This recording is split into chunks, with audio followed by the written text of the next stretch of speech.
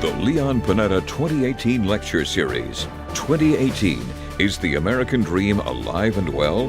This lecture discusses technology and the American Dream, impact of artificial intelligence, robotics, and cyber. Ladies and gentlemen, please welcome Sylvia Panetta.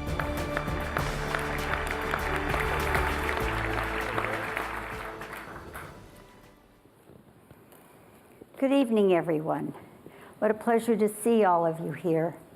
And to help us wind up our 21st season of the Leon Panetta Lecture Series.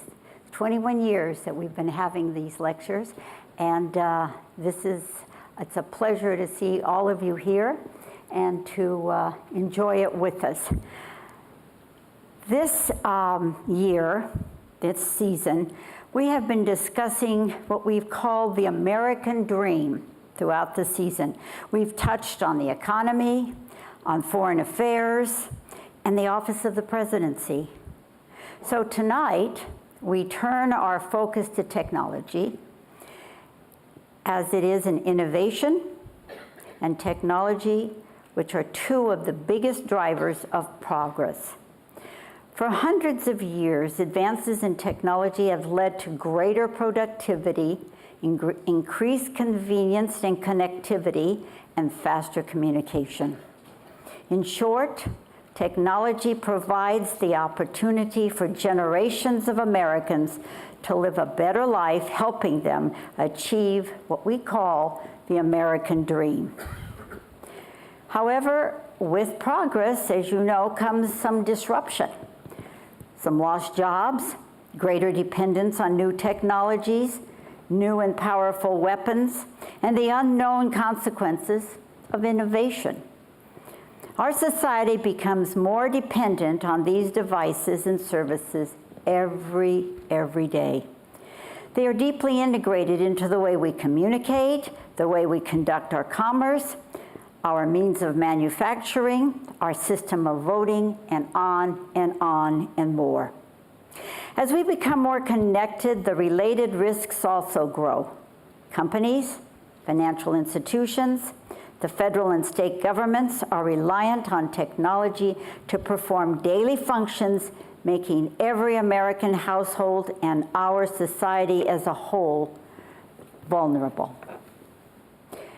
Are Americans, and perhaps more importantly, our elected officials, giving enough attention to the consequences of our dependence on technology and the implications of artificial intelligence, robotics, and cyber? What is the long-term impact of automation on the labor force? How can we increase transparency in how our data and information is collected, stored, and used? Are companies like Facebook, Google, and Amazon too big to fail? From self-driving cars to unmanned drones, who in the end is managing these machines? Are we making our lives easier at the risk of our safety, our privacy, and our democracy? Tonight, Leon will discuss these issues with two leading experts on national security, technology, and the intersection of the private and public sector. Our first guest is a retired four-star Army general and the highest-ranked military official of the United States Cyber Command, the National Security Agency also, as well as the Central Security Service.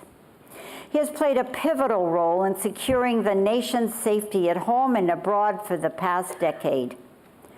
The longest-serving director of the NSA, his work resulted in some of the most forward-thinking measures related to the production and management of intelligence for the United States government.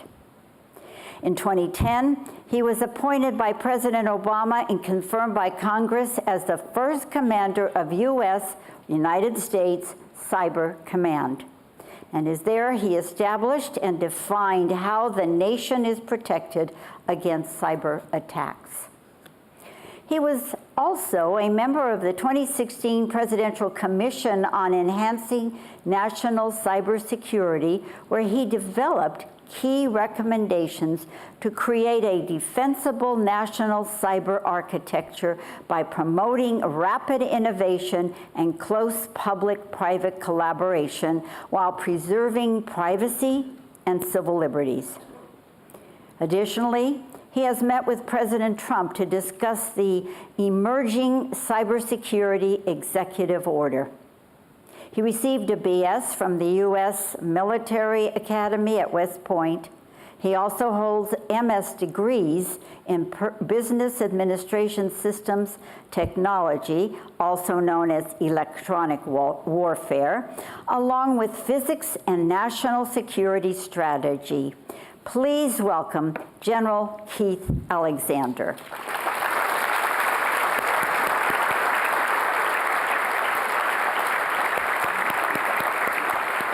Welcome. Nice to have you here.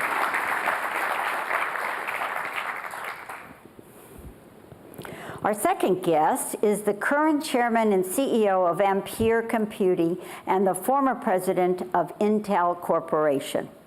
She has broad knowledge of the computing industry that spans hardware, manufacturing, security, software, and services.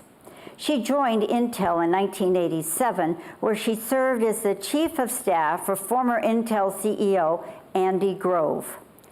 She went on to hold a number of leadership positions at this firm. As executive vice president and general manager of the Software and Services Group, she was responsible for Intel's global software and services strategy, revenue, profit, and product research and development. She was named president of Intel in May 2013. During her 28-year career at Intel, she led the company's strategic expansion into providing proprietary and open source software and services for applications in enterprise, security, and cloud-based computing. She spearheaded an effort to bring more women into engineering and tech roles at the company. She's also chair of the President's National Security Telecommunications Advisory Committee. In 2014, she was ranked 21st on Fortune's Most Powerful Women in Business, and she was on that list. She was named number 37 on the Forbes 100 list. She received a BA in International Business and an MBA, both from the University of Oregon. Please welcome Renee James.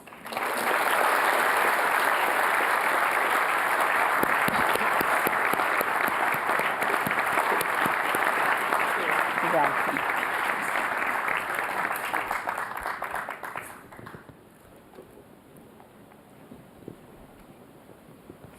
Moderating our discussion is the man who created this lecture series more than 20 years ago, 21 to be exact.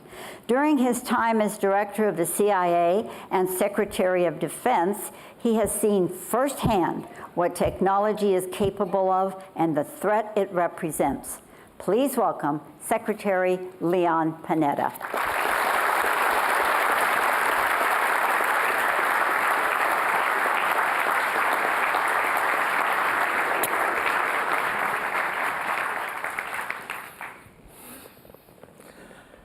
Good evening and welcome to everyone to this, which is the final forum this year of the PANETTA Lecture Series. Our theme is the American Dream Alive and Well.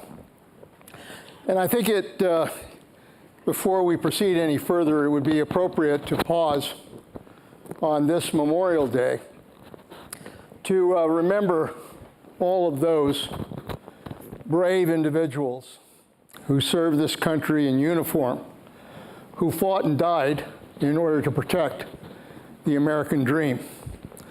I wish you would join me in thanking all of those who serve and those who have served our great country in making sure that we achieve that dream.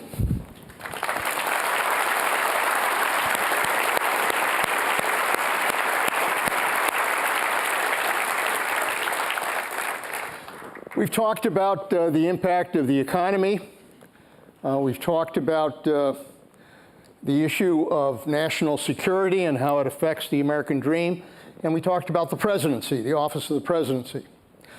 Tonight, we focus on technology and the impact that technology can have on the ability of particularly young people to be able to achieve that better life. Throughout our history, we have seen innovation. We've had the steam engine, we've had the automobile, the airplane, we've had the splitting of the atom. And with those innovations and so many others came both progress and disruption. At the turn of the 20th century, 41% of our population worked in agriculture in this country. Today, less than 2%. And yet, we feed not only this country, but we help feed the world. GM in the 1970s had 600,000 workers that produced their automobiles. Today, it's less than a third of that number. And yet they produce more cars and trucks than ever. What will history say about the era that we're in now, the era of the computer and the microchip? Will we have progress, or will we have a tremendous number of lost jobs? Will we be able to have greater access to information, or will it be at the cost of our privacy? Will we have a better life, or will we be developing things that could very well threaten our lives in the future? Those are the questions that I will ask our very distinguished speakers tonight. So I welcome you and thank you both for being here. Let me begin with kind of a broad question on the whole issue of technology. Since the last time we talked, an awful lot has happened. Hundreds of thousands of personal files have been hacked and stolen. The Russians obviously conducted a bold cyber attack on our election system. Cambridge Analytica used Facebook information in order to influence elections. Mark Zuckerberg testified before the Congress, the European Union. And now the European Union has taken steps to protect private information. We've had the effort to develop driverless cars, artificial intelligence, robotics. A lot going on, and with it a lot of uncertainty, certainly about the consequences. So my first question is, should we, can we be able to control these consequences that can hurt us in the future? Or will we continue to have a competitive free-for-all without regard to the consequences? Renee? Oh. Thank you, Mr. Secretary. Well, you know, it's like all of those kind of broad questions. So, will we continue to have a competitive free-for-all? One of the things that has contributed to U.S. leadership over, a long period of time has been the free market nature of technology innovation. So I do think, and we do have regulations around what can and can't be exported, what you can and can't do with certain kinds of technologies, and I think that's appropriate. But I think we have to be careful to not, stop that engine of innovation. It's very important to continue to innovate, and then I think it's more important looking forward than it's been in the past, because we now have other nation states that have, a more unlimited amount of funding directly into their companies racing with us. And so I think the competitive free-for-all nature of technology and innovation is good. The managing the consequences is a frontier that, we need to start dealing with. Frankly, when technology was being used as a means to help us, do everyday tasks. That's really how we thought about computers when we first, started working on PCs in the late 80s, early 90s was, we're just gonna help people do things better. That's really different than how technology is used today. So I do think that we have a little bit more room to start thinking about, appropriate use, how much use, privacy matters. A lot of things have changed with social networks and the, broadness of the internet and the interconnectedness, not just of people inside the United States, but to people around the world. So I think that combination of globalism and pervasive use of technology really forces us to say, okay, are there boundaries? Are there things that we need to actually start thinking about that we didn't think about before? But I don't think we want to curtail the innovation. Keith? I'm glad that you let Renee go first. So thanks. Thanks. The ladies first. That just gave them more time to think of something. Yeah, that's right. So, there's two things that come to my mind on that question. First, and perhaps foremost, we have our basic set of values that we as a nation live by. And that should not change with technology. These are the things that make America great. And I believe those are the principles that we want to continue to push, our values. Now, having said that, the thing that's lacking and the thing that's very difficult with this rapid change of technology is ensuring our vision stays true. Where are we going and where is this going to take us? And I believe that the hardest part of all of this is having a vision both for the public sector especially and the private sector. Where are we going? Where does this technology take us? And how are we going to govern in this area? I think that is lacking. And part of it is it's going so fast that those in Congress can't keep up with it. So our laws lag, and that impacts civil liberties and privacy to a part. And those that do make the laws, like the European laws, don't understand the full impact of the technology they're now putting laws on. And the consequence of that is even worse. And so you don't want to create a huge bureaucracy to try to protect something that you've already lost. So I think it requires us to step back, lay out the vision. Where is this going to take us and what does our country need in this? And there are some tremendous opportunities here. I think we could lay out, for example, with respect to our intellectual property. One of the greatest things that we have as a country is we're an innovation nation. And if you think about that, what brought us from World War II to where we are today was that greatest generation came out of World War II and said, here's how we're going to make America. And they had a vision for it. And that generation and where they took us is what we now need to do with this technology. But we're letting it go. People are stealing it, the Chinese especially. It's the greatest theft and transfer of wealth in history, and it impacts our future. So one of those fundamental portions of our strategy should be protect that for future generations. Fix that. And that requires us to say, okay, if that's one of the important things, we want to protect, I have 16 grandchildren. I know I don't look that old, thank you very much. My wife is much younger, she's here in the audience. But when you think about those kids that we have out there, we want them to have a better life. This is one of your questions. How do we get them a better life if somebody takes all our wealth? And so let's lay it out and let's come up with that strategy, that vision for the future. I think that's the most important thing we can do. And this is where the private sector can help the government.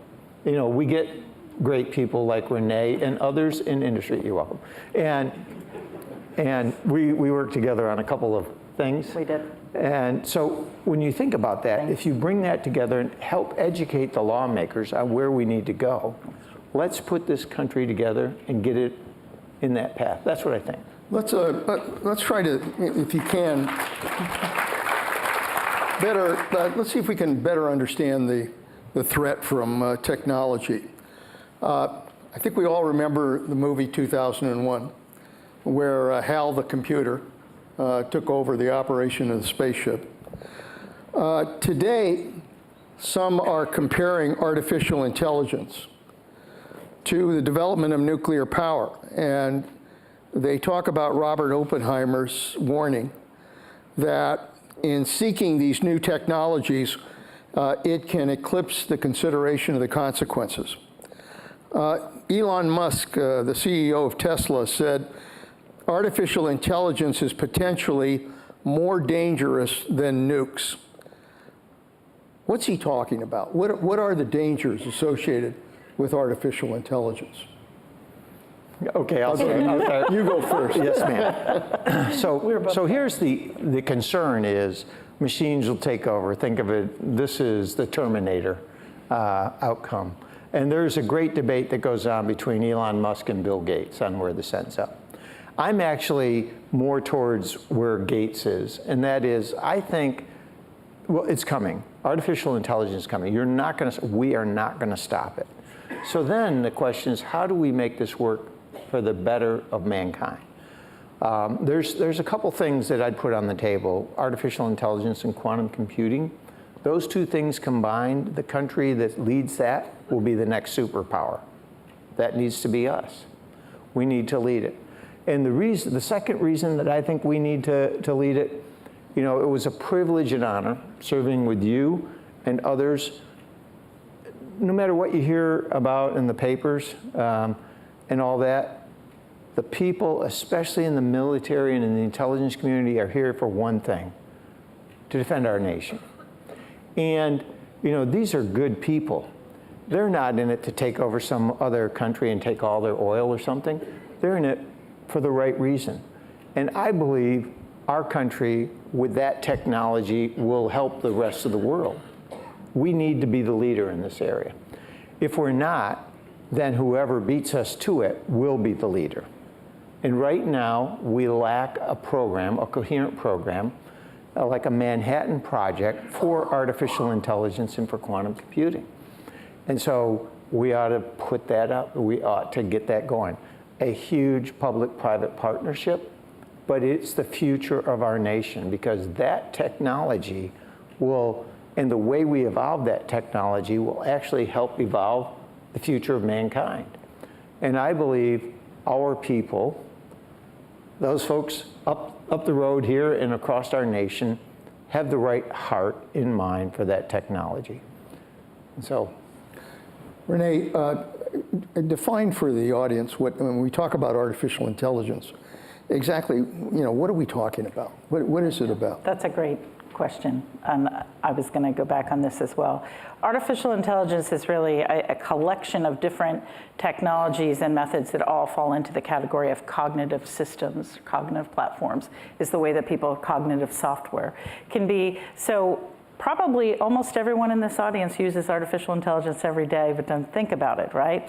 So it's in your spam filters, it's in your Google search if you used Waze or Google Maps to get here, or if you, used your Alexa and or Echo and asked questions. All of those fall into different pieces of what is considered artificial intelligence. It could be natural language processing, it could be machine learning, and it could go all the way and to a more extreme area of deep thinking. But what I would say is the thing that has always been true in the technology business is that you can't put the genie back in the bottle. So any retrospective looking, either legislation or thinking about how we should stop something never has worked in the tech business, because someone else will just do it. And in our case, when we talk about artificial intelligence and then beyond that, quantum computing, which is a whole another very exciting frontier that I'll let the general talk about as well, it's now a race.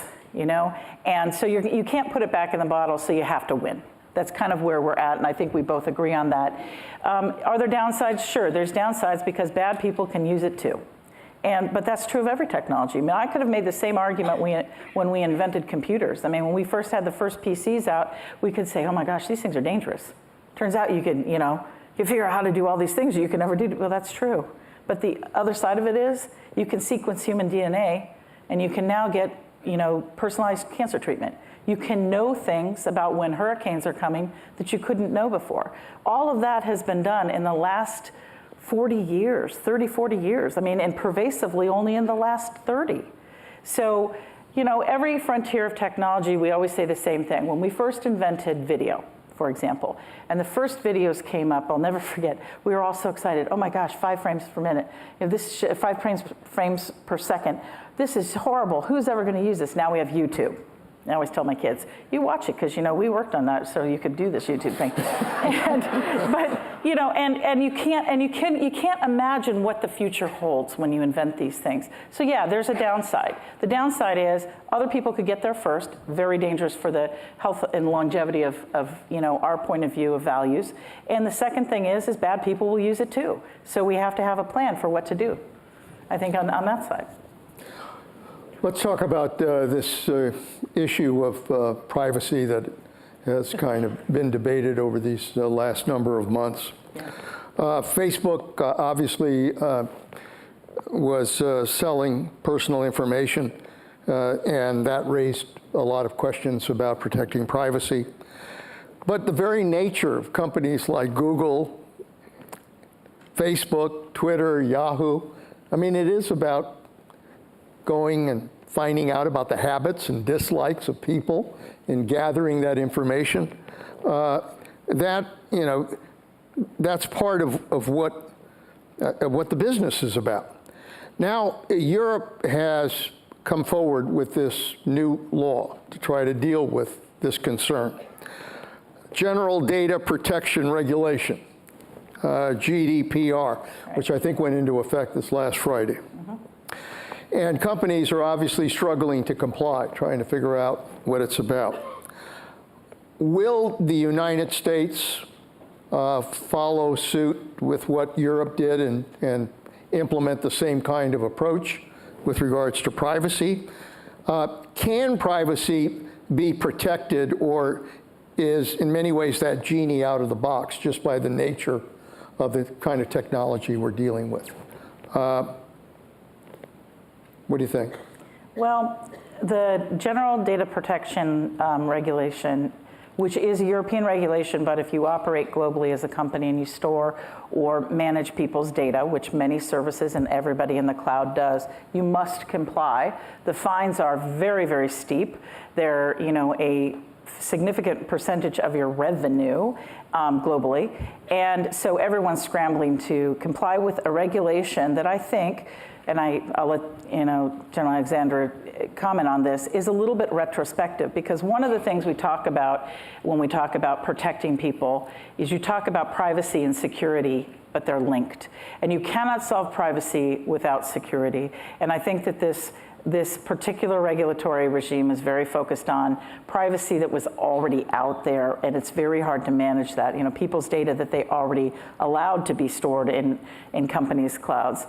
So I hope the United States does not follow suit. I'm not sure that it's exactly the right approach. I think we can do things that are more holistic, but privacy is an important topic that needs to be revitalized in the national dialogue.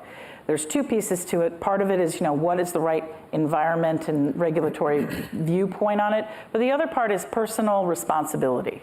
You're going to use the internet, it's like driving a car at your own risk. You got to learn how to drive, you got to get a license. You're going to go on the internet, you need to understand what's going on these sites. And I do think that, like we at one point educated everyone, with Smokey the Bear and Surgeon General warnings and that kind of thing. Privacy is the kind of thing that could really, I think, benefit from national warning for people to just go and look at the sites they're going to and what are their privacy settings. With this GDPR law regulation that came into effect last week, one of the positive parts of it is it's forced every site to warn everybody about what their new privacy policy is. And if you click through, they explain it to you. If you say yes to this, we can now use your data to do X, Y, Z. I think on the point about data, the business of these internet companies is not to sell your data. It's to aggregate data, because data and the weaponization of data on the negative side, on the cyber side, data is, as someone has said, the new oil, right? So the aggregation of data and the ability to analyze it and know things about it, the insights from AI, is really the second act of the business. The first act is, hey, we should share our photos with everyone. The second act is, hey, we know what everybody does, right? And I think that's the part where we need to just bring the general education level up for our citizens, so they understand what is going on with their information. Keith? So I'll start out on the GDPR. I have a couple concerns about that. First, it's a huge bureaucracy. And so what you're doing is all of a sudden you're saying, here's all the things that you have to do to operate and bring technology into Europe.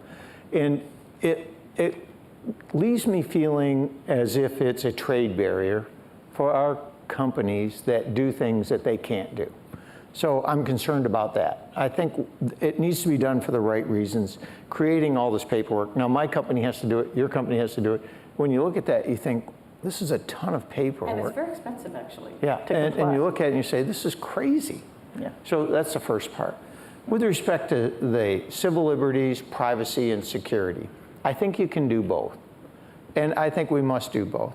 I think this is where we have to bring this all and put it on the table and explain it so the American people understand what they're doing with data, what they can and what they cannot do. And then we should set it up in a way that makes it easy to implement, not so hard that you need another 30 lawyers. I love lawyers. That's right. Both of them in the audience. So you think, you're going through all that. You think, and then they interpret it, and you get two different interpretations. It's left or it's right. It's right or it's wrong. And so I think that part is just absolutely broke. I do think, having been at the National Security Agency, our country does this a lot better than we ever give ourselves credit for. And you know this from what we did together. Imagine that for the government to collect any information, they have to go through on U.S. people, it has to go through courts, Congress, and the administration, and be overseen by all. I had 11 federal judges supervising me. Now, I was in a lot of trouble when I was younger. That made me nervous. But they didn't bring that up, Leo. I was good, so don't worry, it was good. But when you think about this, we need some of that data to protect this country. The Constitution is not a suicide pact. So how do you get the right data? And that's where the judges look at the Fourth Amendment and what we need. So you can do both, and we've proven that we can do both. I don't think we do good explaining both. And I think that's where it needs to go. Private companies, and here's one I just give you all to think about. Imagine that if everybody's human genome in this room here, if we could put it together and we said, if you would all share your human genome and your DNA sequencing, we can solve these forms of cancer. But you have to agree to do that. But imagine that somebody's children or grandchildren would live because we shared it. Should we share it? And what do you lose by not sharing it? How many here can state their whole human genome? I can't. It's like 30,000 per times 20 some, right? That's a lot. So even if you share it, the chances somebody would be able to memorize it is so, but those things enter into this question. And I think at times, a small minority says, well, of course you can't share that because that's personal to you, Alexander. Oh, Abdicil. But it's not. And when you think about it, oftentimes we're fighting over the wrong thing. What we really mean by privacy in my mind is if I communicate with my wife on email, and that's a private communication, it should remain private. And we ought to protect that. And we ought to have those types of things. If Google says that we'll let you use this site, but oh, by the way, we're going to track what you do to actually make this better for you. And you can opt in, read this, click here. And then you order something online, right, Ted? The next thing you know, you get 6 ads. You think, whoa, I didn't want those ads, but they're trying to help you about what you're doing. I'm getting more ads for cars now than ever before. Just because I looked up a car. So those kind of things, okay, so that's part of what they're doing. That's how they make Google work. I don't think that's bad. And I'll just say on Zuckerberg, because we were talking earlier about this. I was testifying in Congress in the room next to him when he was testifying, and I thought, wow, I bet you he knows what it's like now, my old job. I bet you he's loving life right now. He's getting all that attention. And they're just like, wire brushing him. It's like they call it beating a baby seal, he's in there. That's what it's like in Congress. So anyhow, of course, that never happened when you were there, so I'm just saying, you were the good guy. When you think about some of the things that we do on this, it's crazy. So let me ask you something. Just speaking of that, Zuckerberg's testimony brought this to mind. Excluding the local congressman. He was in my room. He was in my room, actually. That's right. He was in your room. He was in my room. He did good. My impression is most legislators don't really understand the technology we're talking about. Is that your sense? Yeah. In fact, I'll tell you. So the good part, they don't. So this is the hard part. So That's the good part? they don't understand, but the good part is they came up afterwards and they said, look, we got to create legislation.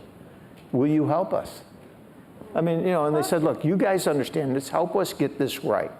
And I thought, and several of the members of Congress came up and said, look, we admit we don't understand it. We weren't computer science majors. We're not mathematicians. That just stunned me. I thought everybody was a mathematician in Congress.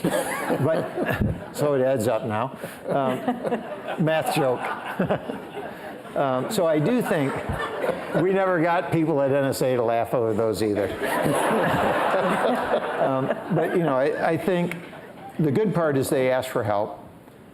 The hard part is when they don't ask for help and they want to legislate something. And that's what I think Germany and the EU is doing with the GDPR. Yeah. Have you had, in your context in Washington, you've dealt with members. What's your impression? I think, I generally agree, although I probably don't have any experience testifying in front of any of them. We can get you there. Yeah, thanks. He's a giver. I would say that there are a lot of staffers who understand a lot, that are very savvy. And so I feel like there's been a shift, and at least my experience in the last 9 years, I'm dealing with people now that actually do understand the technology, the staffers. And I can't say that their bosses know it, but I can say that at least they're starting to be people to talk to that, they're, pretty savvy and trying. What's your bet? Do you think Congress is going to do anything legislatively on this privacy issue? Yes or no? What do you think? Not on the privacy. Not on privacy, I think it'll be more on the cybersecurity. That's what I agree. Yeah. I think it'll be on cyber. It's got to be how we defend the country. Yeah. And there are some steps that Congress has to take, and the Armed Services Committee understands that. And so I thought that was a good. Let me turn to this issue about jobs and the American dream. Obviously, as I said, we know that innovation can cost jobs. We've been through the Industrial Revolution. We've been through the development of all of these new innovations. I think the estimate now in manufacturing is that 88% of the jobs lost in manufacturing were lost because of robotics. And in addition to that, I think there's reports that about 47% of U.S. employment is at high risk in terms of the impact that it may take away their jobs. As we know, on driverless cars, I think the estimate is something like 5 million Americans could lose their jobs as a result of developing that technology. in the past, when we've gone through this, jobs somehow were replaced, new jobs were created. I guess the question is, will that happen again? Or is this technology moving so fast and costing so many jobs that we may be in an unprecedented time in terms of its impact on jobs? What do you think? There's four key things, if I could put on the table, four that I think are interesting pieces of information. First, the amount of unique information that will be created this year is more than the last 5,000 years combined. Technology is doubling every 2 years. The top 10 in-demand jobs today didn't exist 11 years ago. Those are app providers for the iPhone, Samsung, cloud providers. You think none of that existed. And it was interesting, one other one is you can buy today an Apple Airport time capsule, 3 terabyte, for $399. That's a lot of data. And we have the capability to transmit that data in a few seconds with new communications, optical communications devices. A few seconds. In 1998, we had 56.6K modems. If you used a 56.6K modem to transmit that same amount of data, it would take you 13.6 years. So we live in exponential times. It's changing that rapidly, and we already are replacing the jobs. The top 10 in-demand jobs didn't exist, and they are now there. These are the ones the younger generation is going to. And so I think it will replace it. It offers us some great opportunities. Renee brought out about healthcare. Yeah. You know, the advances in healthcare are going to be significant over the next 2 decades. This is going to be the time, and many of us here want this, fix these things before it comes to us. Cancer, Parkinson's, Alzheimer's. I can't remember the last one. He's on a So roll when you tonight. think about that, we've got to get out in front of these. Yeah, I mean, I think there'll be, I do think there'll be new jobs created. I think there'll be different kinds of jobs. I mean, one of the things that I mentioned this before, that we are already seeing in places where we're using a lot of chatbot technology. When you talk to a customer service agent, do you know if it's a machine or if it's a person? Have you thought about it? Sometimes you know, sometimes you don't. Some of these are so good that we now know, because we test, that people don't know that they're talking to the machine, and actually 43% of the time they like talking to the machine more than talking to real people.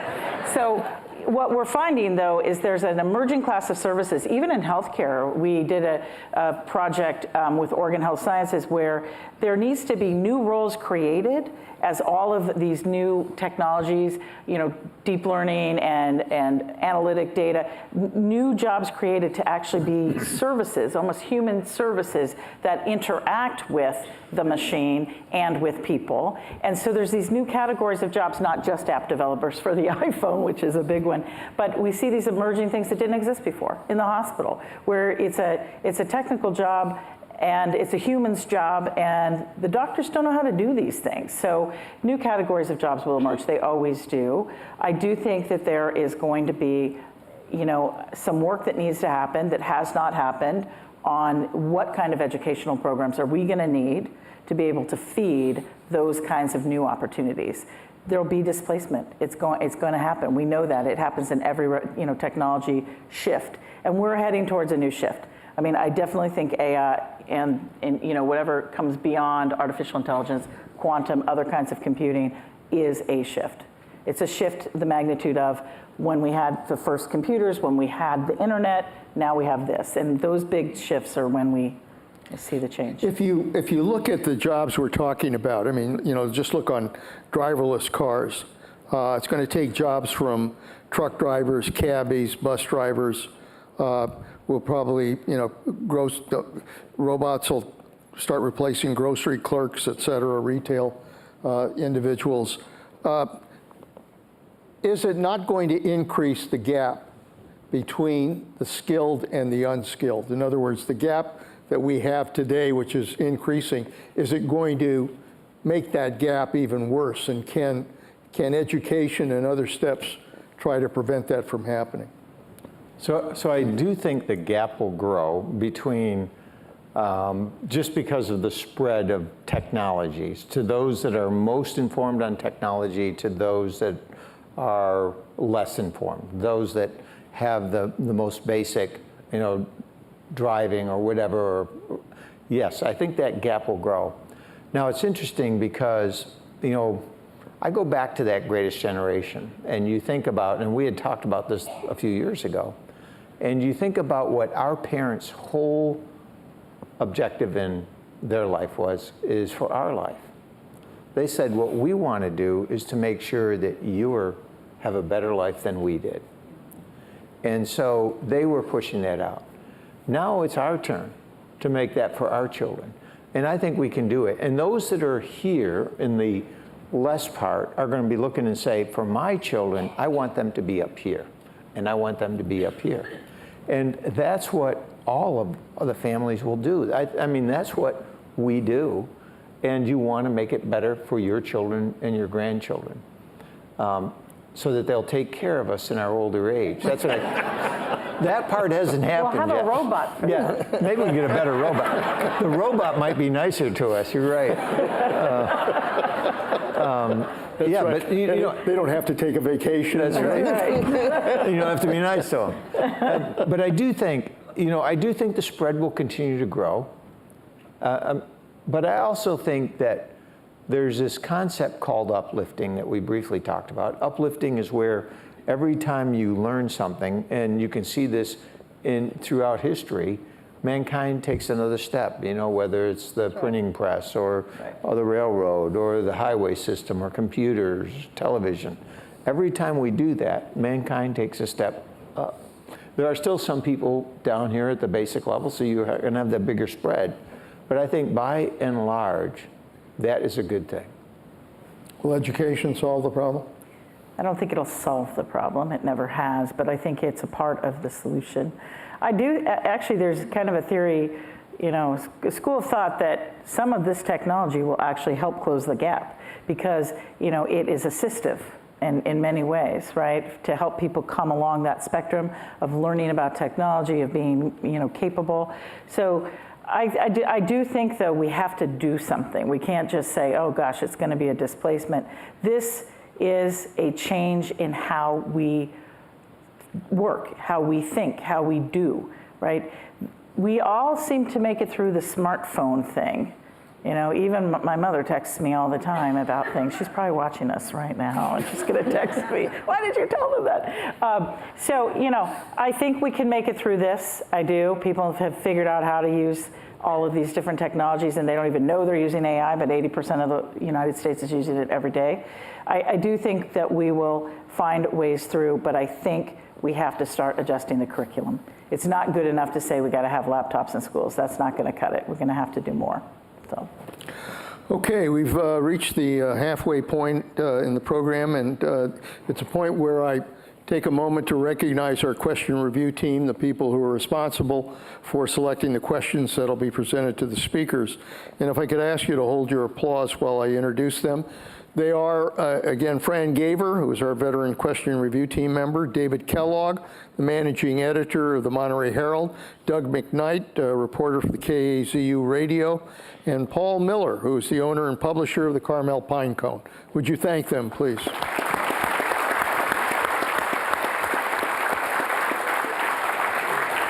And because it is the Memorial Day weekend, we do not have our normal student program, but I wanted to mention the fact that this season reflected some of the strongest student attendance that we've had in the more than 20-year history of the lecture series. This year, we had more than 1,000 students joining us. The student program, thank you. That student program is really due to the generosity of our sponsors, and Sylvia and I, along with the PANETTA Institute Board of Directors, are very grateful for that sponsorship because it allows students from the high schools, the colleges, universities, the military installations throughout the Central Coast to be able to participate. So I would ask you to please give those sponsors a hand. Thank you.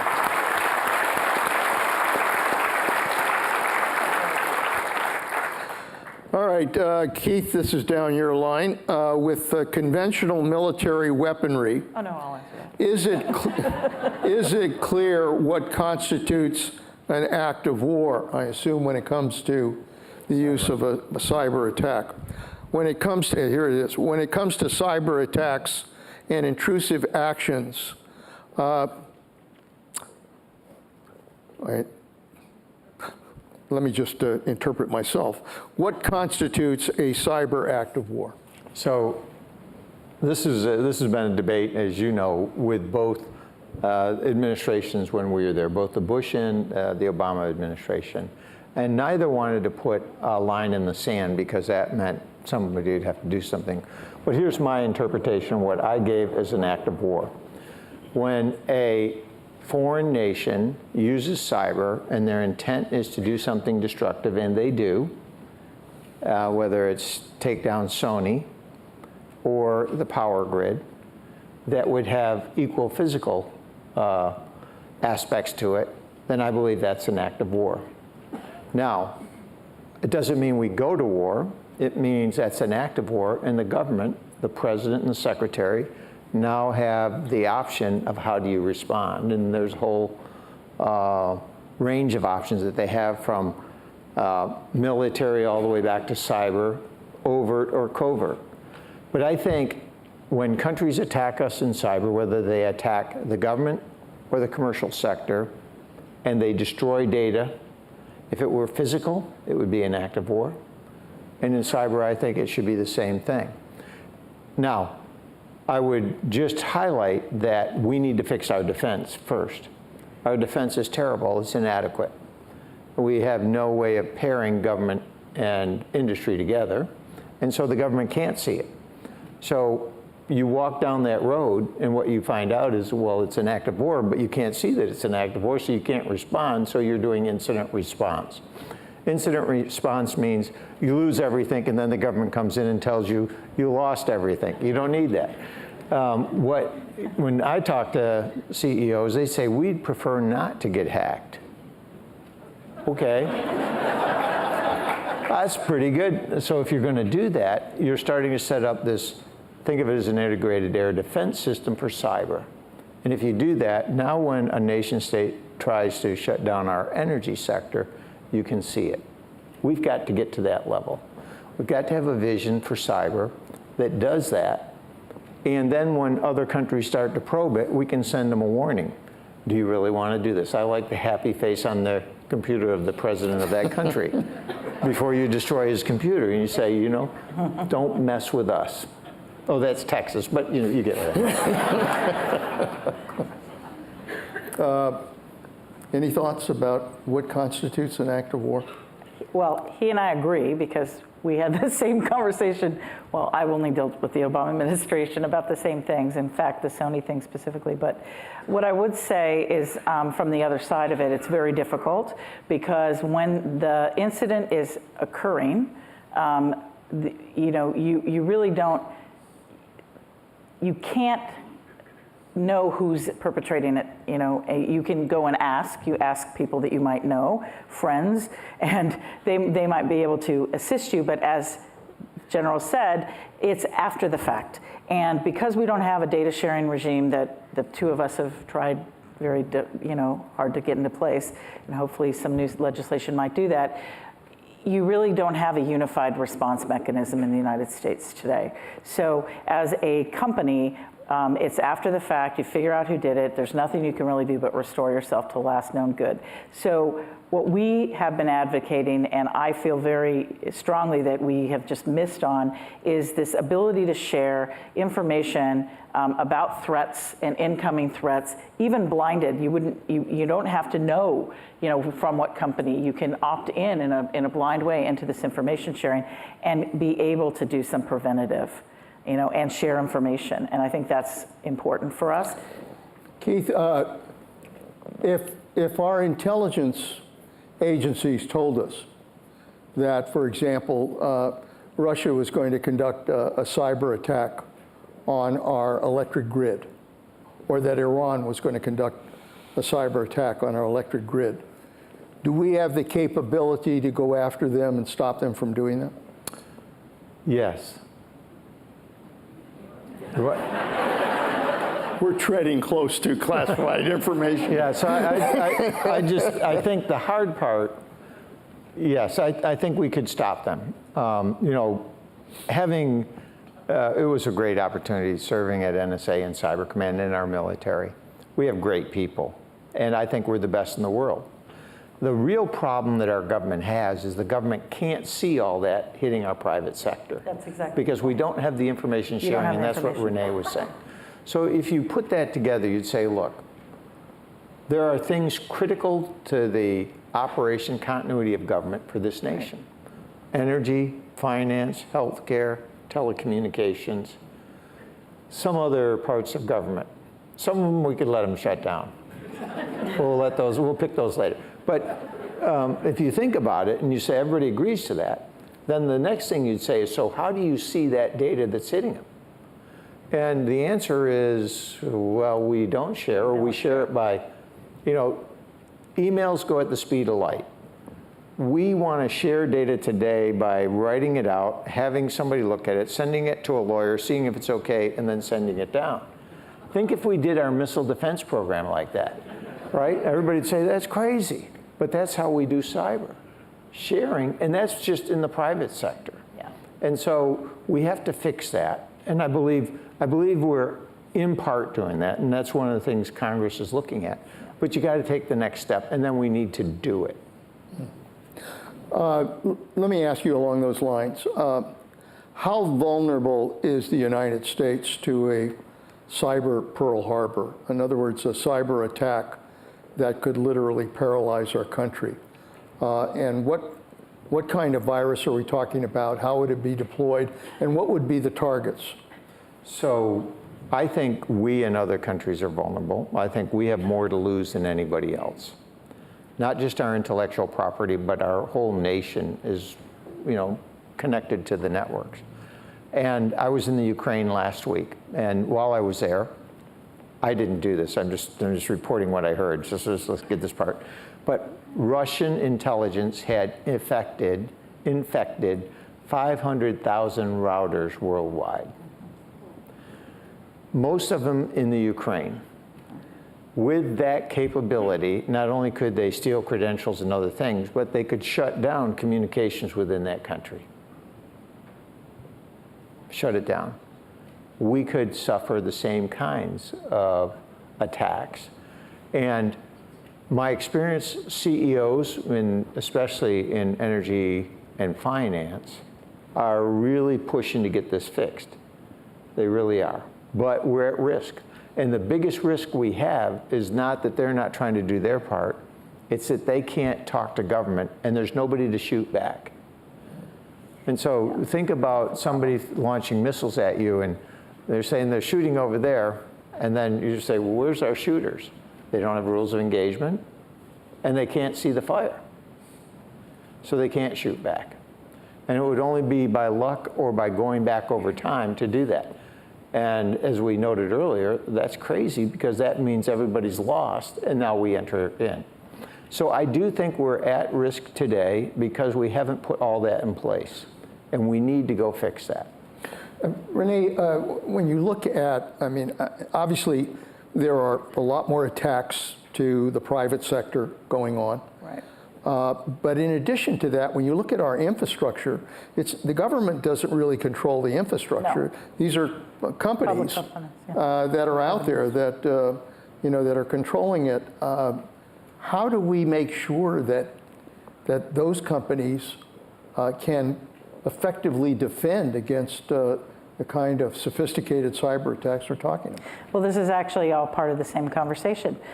Today, those companies do an excellent job. They all, work very hard. I mean, every major, company in every sector is really deploying as much as they can to defend. Everyone's getting, and I should say, I mean, I know we're focused on critical infrastructure and, you know, what could you take down, but the reality is one of the biggest things that's going on is really economic warfare through cyber, which is break in and steal intellectual property and actually trade secret, the know-how, which is one of the, you know, the most elusive things that some of our competitive nation states have not been able to get. They can actually get the technology, but they can't figure out the know-how, which is the how to employ it, how to use it, how to make it work. And that is, you know, so these cyber attacks aren't just let's disrupt the United States power grid, which is an issue in itself. It's actually get into these companies and figure out how to exfiltrate information, intellectual property, and trade secret. So the infrastructure companies do a great job, but it's all part of the same issue. In fact, the infrastructure companies are part of the committee that I'm the chair of, where we, you know, have been having this dialogue. We used to have it with the general. We have it with his next person who's running that department. You know, you have to be able to share information, and we aren't in a place legislatively and or physically, you know, the right configuration to do that. So they're on their own. They're very good at it. But after the fact, there's a big discussion. Oh, this happened. Did you see that? So what's happened is ad hoc. Many of us, and when I was at Intel, and now even in my current role at my new company, we have an informal network where all the CISOs call each other, and or some of the CEOs call each other. Have you seen this? Have you seen that? And I heard this from so-and-so. This is the greatest way that people get information and, you know, prepare themselves. We got hit with this, you guys better get ready. It's not perfect, but it's what we're doing right now. So there's a real problem with the private sector sharing the information. I mean, the liability part. I mean, well, what you're saying is that we really need a public-private partnership to effectively defend this country from those kinds of attacks. But the problem is that there isn't that sharing of information. It's worse. There's laws that it's make not, it very difficult. it's not that, not just that they can't share, it's the mechanisms that we think about sharing today are ineffective for accomplishing the job that you want to do. We want, right now, you know, it was interesting when I got Cyber Command, we got Cyber Command given to me because we stopped an attack on the Defense Department, a big one. NSA did. And the issue when I went and talked to, after we got this job, we said, well, what happened? And everybody started talking, and it sounded like Johnny Depp. Nope, you know, what? Nobody understood. And the reason, and the reason is, you know, we fight blind in cyberspace. You can't see it. Ask somebody to explain to you how the attack went. And when you listen to it, what you find out is they don't have a clue. They know, well, I got this piece, and then somebody comes in and said, this piece of malware got in here and got it. And, you know, and think about fighting a military campaign where everybody's blindfolded and you have no sensors and people are shooting at you and you say, what's going on? And more importantly, you're not networked together, you're all fighting by yourselves. Because that's how we fight today. With the people next door. So think about this. Every energy company out there fights and defends itself. That's right. Every finance company, but they share data, but the amount and time they share it, it's meaningless. Yeah. This is going at network speed. Imagine now, if you will, a network that oversees all of that, that shares only the malware, not personally identifiable information. Here's what's trying to probe you. Here's what's going on. That's visible to those companies and to the government. That's where we need to be. And in that manner, you can then see, Iran is trying to hit our finance sector. Well, they did that, right? And we couldn't see it. And so the decision makers did not understand the impact of those attacks because they couldn't see it. And they said, well, you're being attacked, you should fix that yourself. It's a good thing it wasn't a motorized rifle regiment. Yeah, no, exactly. Talking about attacks, this next question deals with the 2016 attack on our election. What actions have the federal government and states taken to prevent a repeat during the midterm elections? We know We know, obviously, that what the Russians did in 2016. The intelligence agencies tell us that the Russians are continuing to do that. Do we have an effective mechanism at the federal and state level to try to prevent that from happening? Absolutely not. I see it. And the reason, there's several aspects of this, and it was interesting. I was in the Ukraine last week, as I mentioned earlier, and this was one of the big issues. And you look at there, Russia is using what's called hybrid warfare in their terms to do information campaigns and cyber attacks and all of these things to impact the outcome of the election more favorable to Russia. And it's interesting, from creating a false story, which they did here. They created a white group and a black group, created on Facebook. These were both created by Russians in St. Petersburg. And then in the US, over 10,000 people joined each of these groups, and then they tried to get them to fight each other. And they got it going, and and they were all the people in these groups said, no, this is a real group, we're doing this, and it was all set up in cyber. And we don't see that.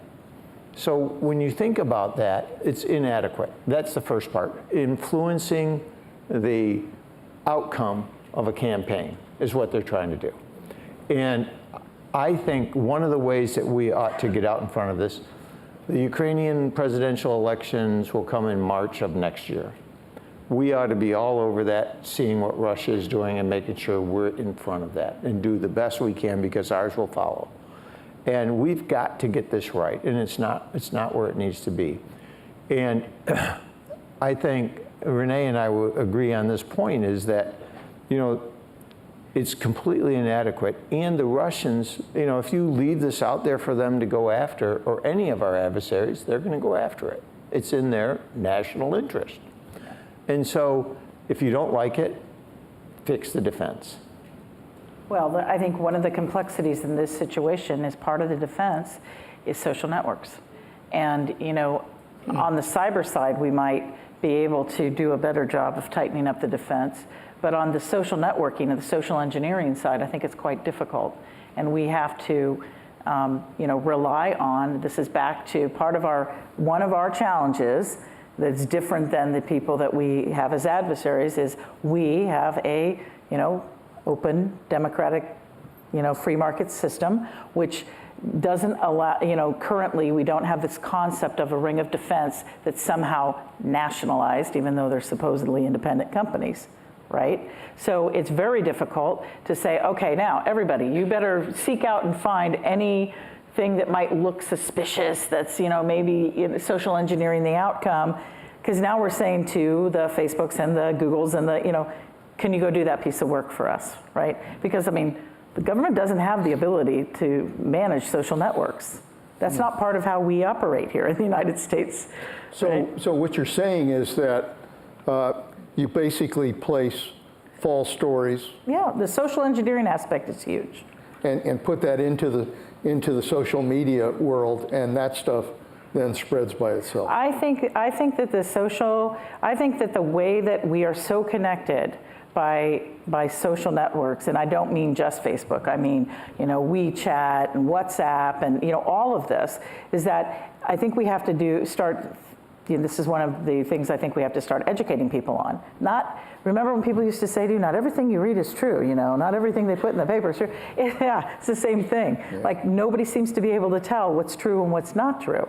This is a very big deal, because at the basis of that is all of these different social engineering techniques, which is, the most obvious example of it has been the Russian interference in the election, but there's lots of others that we just haven't had in the dialogue yet.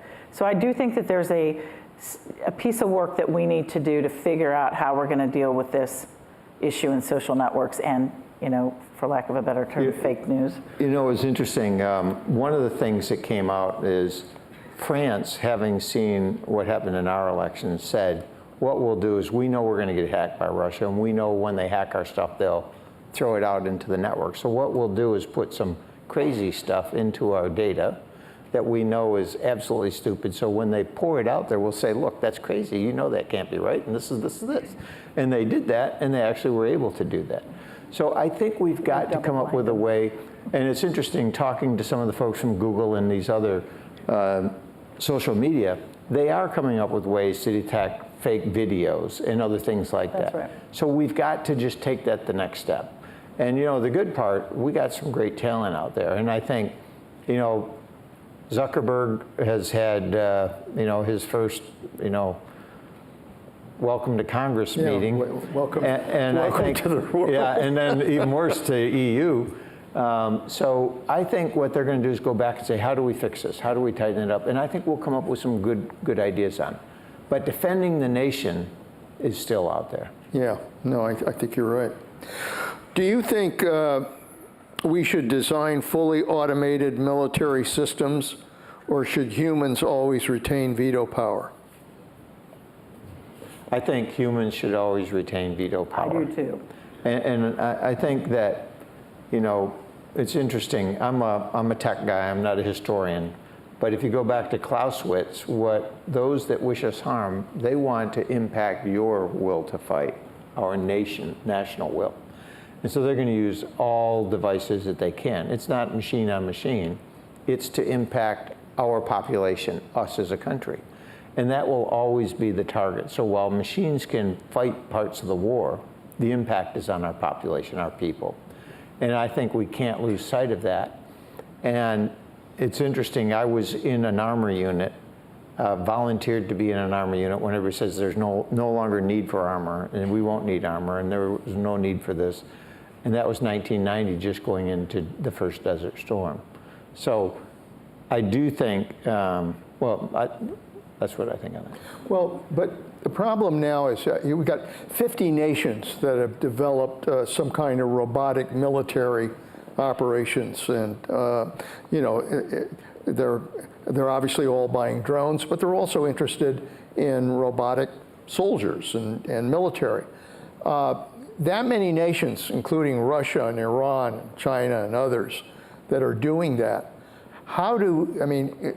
We may say humans ought to be in charge, but once you develop that kind of robotic warfare, particularly in other countries, are they really going to care whether humans are in charge or whether those robots are accomplishing the military mission that they were assigned? I mean, that's a real problem in terms of how do we gain controls over that? Because in many ways, it's similar to nuclear weapons. How do we tried to grab some control over nuclear weapons. We're going to have to do the same thing. I mean, we're going to end up back in the restatement of a whole bunch of norms around the rules of engagement, and, maybe we'll revitalize the role of the United Nations and what it's really supposed to be doing. I mean, we have to do something. Yeah. You can't be a free-for-all. That's not going to work, because, what ends up happening, humans train the machine. And one of the things that is important in all of this is the ethics with which people decide to train. And so we have a point of view, our values, as Keith would say, that we will train into whatever robotic or AI systems that we have. They may not be shared by other people, right? They have different values with which they train. So I do think that we're going to fall back to, having to have global norms and some controls around the rules of engagement in these things. And it's not a moment too soon to start that. I mean, if we were really thinking forward, we would say, okay, we should get ahead of this use of drones. We should use drones as an example, tip of the spear, of how and when is it appropriate to use drones, and do we use it under the same rules of engagement and that kind of thing, and who controls it, and do you have to go and, the allies people have to go and agree on it, that kind of thing. I think we better get ahead of it. I don't think we should just let it go organic. Yeah, and I would just add to all that this is an area that machine, AI, faster computing is going to win. Yeah. And it's this decision loop. Yeah. And that's one of the main reasons we have to lead the AI and computer race. Keith, what is the NSA doing that it shouldn't be doing? And what isn't it doing that it should be doing? Don't notice these television cameras in any way. So I think it's a great question because it allows me to say, it's kind of interesting. First, NSA operates under our U.S. Constitution. So as the director, I had more oversight than any elementary school kid that had been to the principal's office a lot. And it's by Congress, the courts, and the administration. The NSA is not authorized to go out and collect information unless you have all those approvals. And then, ironically, it was targeted on terrorists, not U.S. people. So targeting, and the Zazi case is a great one where they targeted overseas communication, Al-Qaeda talking to somebody in the U.S. and found a bomb plot trying to blow up the New York City subway. That's what we want NSA to do. I think what the Snowden and all this has done is made NSA more skittish and put our country at risk in this area at a time when we can't afford that risk. And most importantly, I think many good people are leaving. Most of those people are paid a government salary. And I can now tell you, being on the outside, they get paid less than we do. And we want the best and the brightest to help keep this country safe. So I think that's the key thing. What should they be doing? Well, I would extend that to say, as we look at cyber, how do they help in the cyber and take the next step? And I think their engagement in many of these discussions is going to be key. In your opinion, where does the U.S. stand in the competition to develop artificial intelligence? Are we devoting enough resources to this effort? Renee? Are we devoting enough resources? No, I don't think we are. I think we're devoting a lot of resources on commercial implementation of machine learning and natural language, but a focused national-wide effort to make sure that we're the leaders in AI technology, I don't think has really come to fruition. So until we're doing that, because it's a building block technology to, as Keith said, it's a building block technology to the next superpower or to maintain yourself as a superpower in combination with other technologies. I think until we have a nationalized, focused effort that includes academia and the government and private industry, I think we are not where we need to be, and that is what the Chinese have, and they've already said that they're going to make it, one of their top priorities, and they expect to be the leaders by a date that they've put out there. They said how much they're willing to spend on it, and I think that's that we should take that very seriously. So, Keith, I agree, and I would add to that right now we lack a coherent national effort in this area. That's right. And if you think about it, we have a lot of great companies out there that are coming up with artificial intelligence rules around, which I think are great. China is being led in a coherent effort by their government and a lot of money in Russia and in Europe. We should do the same if we agree that this is critical to our national future, which I believe it is. If we say that, I'm not saying take over from industry. I'm saying reinforce that, double down, make that a national initiative, and work with private industry to see how we can help be the leaders in this area. It's interesting because if you think about both AI and quantum computing, many believe that quantum computing will create a new era of computing like what happened in the mid-'80s. And think about how that helped our country and all these great companies that have sprung up since the mid-1980s, Microsoft, all on. And so with quantum, there could be another whole group of those. We need to lead in that area, and we're not. So I think we should put a national initiative. There should be a classified and unclassified portion, and we should drive this like we did the Manhattan Project, but not have it in Manhattan. How can the United States defend against countries which have little distinction between industry and government and engage in industrial espionage?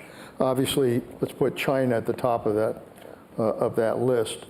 And answer this question, but also, if you could, recently ZTE, which is a Chinese operation that was accused of espionage, and sanctions were placed against it.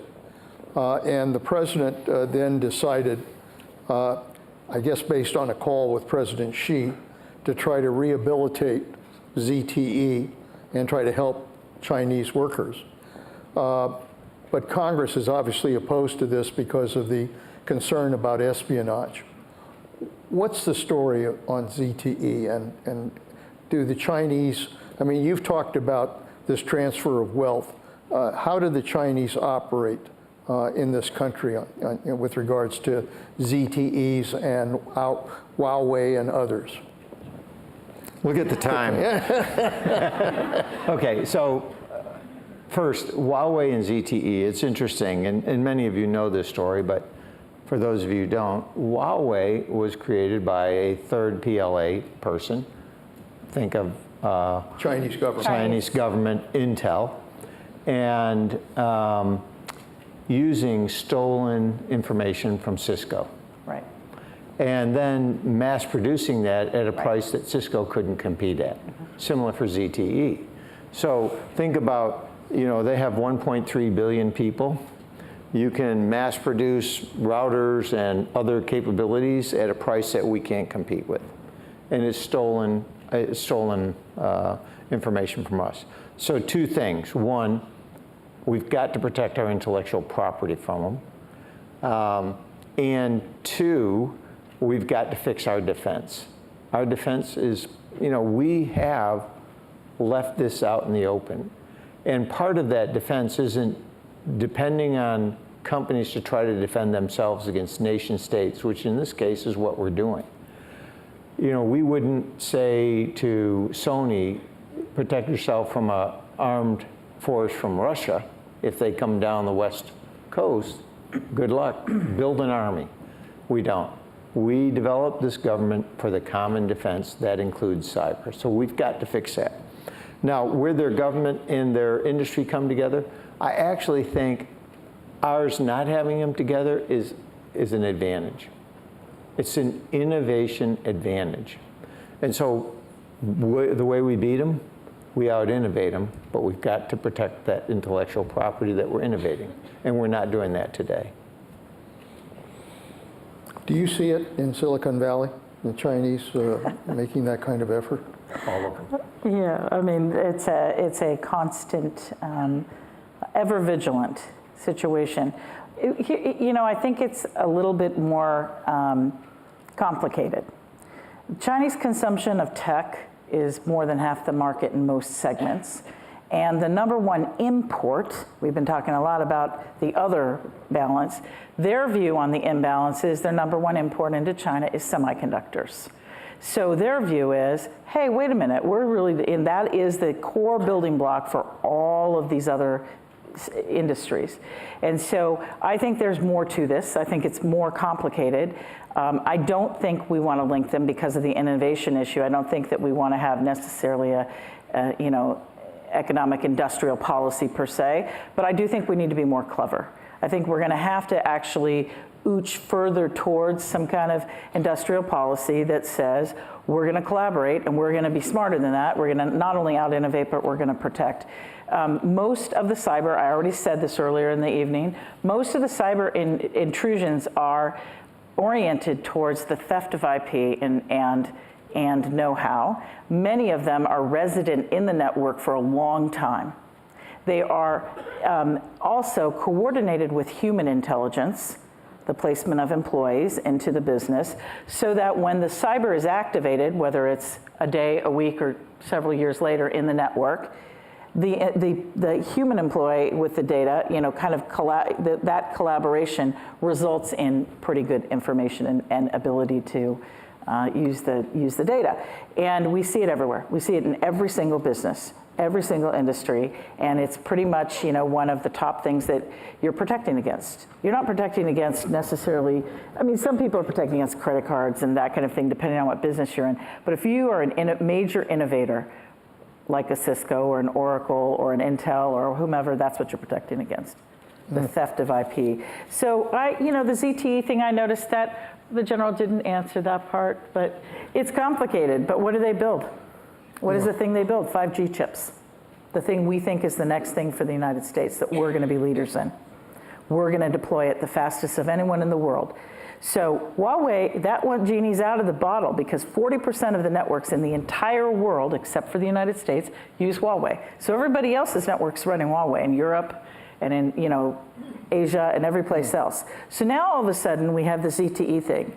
So I don't know the answer, but I don't understand it. Because all of a sudden, we're going to be the fastest country in the world to deploy 5G with what? Our own chips? So I don't understand it. I think it's very, very unique. So that's a very nice way to say it.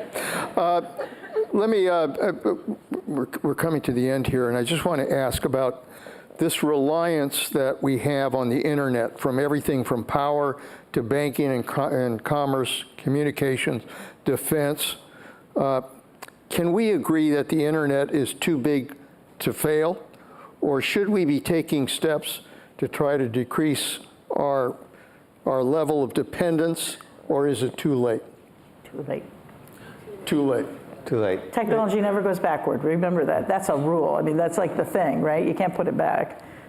So you got to make it better. I mean, you either have to have a network that's more secure, you have to have overlay networks that are more secure, you have to do things to it, but you can't take it back. And you can, this is doable. The issue is, Technology exists I to think do it. we need a national vision that incorporates not only how we secure the network, but also on these key technologies, how we ensure our leadership. This is a competition, an economic competition for the future. Yeah. And it's it like impacts the our race to national. space. I mean, it really is. It's that, I mean, I think, I don't want to, it is not overstating it to say this is like the race to the moon. Yeah. I mean, and it is that level of coordination. When everybody was on board with that. It was a government initiative, but it took a lot of private industry to get to the moon. Ladies and gentlemen, we've had two people who are probably one of the best group of experts on this whole issue this evening.